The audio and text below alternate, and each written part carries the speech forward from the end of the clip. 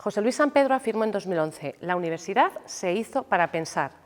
La Ley Orgánica del Sistema Universitario señala que la comunidad universitaria ha constituido a través de la historia un espacio de libertad intelectual, de espíritu crítico, de tolerancia, de diálogo, de debate, de afirmación de valores éticos y humanistas, de aprendizaje del respeto al medio ambiente y de preservación y creación cultural, abierto a la diversidad de expresiones del espíritu humano. El punto de partida para responder a la pregunta planteada en el título de este bloque temático es el concepto de educación en derechos humanos, cuyo objetivo es, por una parte, dar a conocer a las personas las normas legales que existen en materia de derechos humanos, así como su contenido y alcance, y, por otra, tratar de transformar a las personas para desarrollar actitudes que sean respetuosas con los derechos humanos. Por tanto, la educación en derechos humanos no se limita exclusivamente a impartir conocimientos de derechos humanos, sino que va mucho más allá. Por otra parte, el derecho a la educación y su importancia como vehículo de convivencia aparece recogido en numerosos instrumentos jurídicos internacionales, tanto de carácter universal como regional, destinados a la protección de los derechos humanos, así como en diversos programas de promoción de los derechos. Partiendo del tratamiento del derecho a la educación en los textos internacionales y conectándolo con la educación en derechos humanos, podemos realizar las siguientes afirmaciones. 1. La educación relativa a los derechos humanos es parte integral del derecho a la educación y cada vez obtiene mayor reconocimiento en tanto que el derecho humano en sí mismo. 2. El conocimiento de los derechos y las libertades está considerado como un instrumento fundamental para asegurar el respeto de los derechos de todas las personas.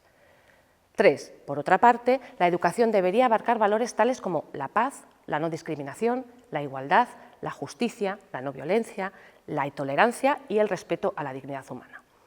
Las organizaciones internacionales se han preocupado y ocupado del tema, siendo muchas las iniciativas abordadas, entre las que, a nivel universal, son destacables las desarrolladas por las Naciones Unidas y la UNESCO, y en el ámbito europeo por el Consejo de Europa o la Unión Europea.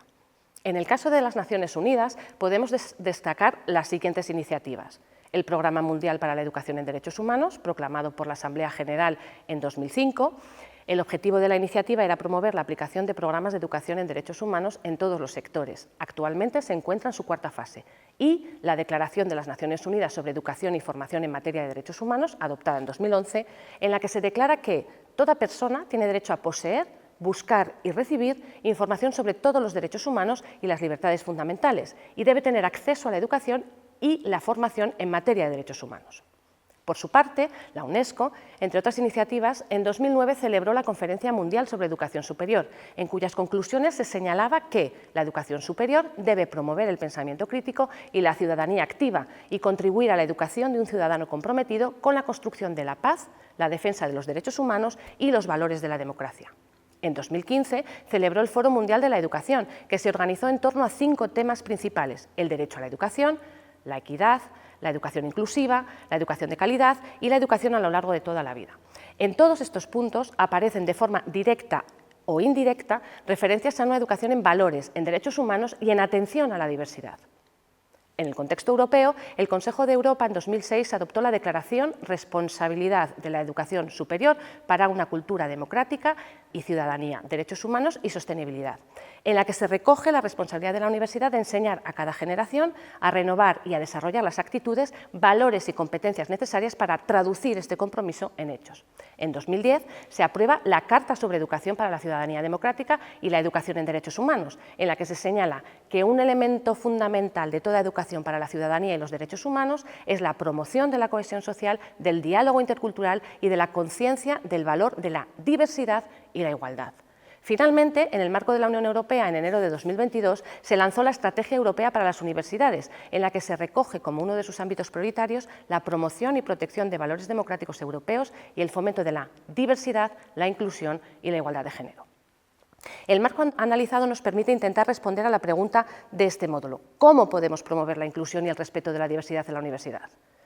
Pues a través de un enfoque holístico e interdisciplinar que permita crear una cultura universal de los derechos humanos, entendida como un proceso educativo en derechos humanos a lo largo de la vida, cuyo objetivo primordial es: 1. Fomentar conocimientos y aptitudes, es decir, promover el conocimiento de qué son los derechos humanos y cuál es su contenido y alcance, así como generar aptitudes para hacerlos efectivos en la vida cotidiana.